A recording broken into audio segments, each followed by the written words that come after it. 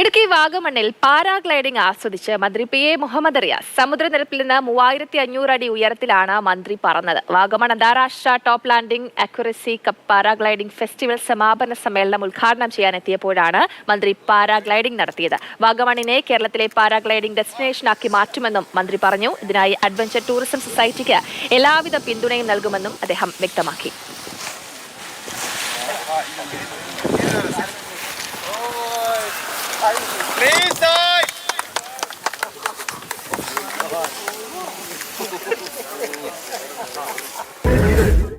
Adventure സ്പോർട്സിൻ്റെ പല ഇനങ്ങളും സ്വയം അനുഭവിച്ചറിയാൻ ശ്രമിച്ചിട്ടുണ്ട്. ആകാശത്തുള്ളത് പ്രത്യേകിച്ച് പാരാഗ്ലൈഡിംഗ് ഒന്ന് അനുഭവിക്കണമെന്ന് കുറേ ആയിട്ട് കരുതിയാണ്. ഇതാണെങ്കിൽ 3500 അടി ഉയരമാണ്.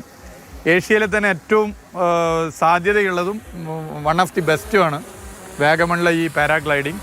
ഇതിൻ്റെ പ്രത്യേകത വളരെ കൂൾ ക്ലൈമറ്റാണ്, വളരെ തണുത്ത കാറ്റ്. താഴോട്ട് നോക്കുമ്പോൾ നമുക്ക് അതിൻ്റെ എല്ലാ കാര്യങ്ങളും കാണാം. മൂന്നാർ കാണാം, ഇടുക്കി ഡാം കാണാം, അതുപോലെ തന്നെ എറണാകുളത്തിൻ്റെ ഭാഗം കാണാം, ഒക്കെ കാണാൻ വേണ്ടി പറ്റും.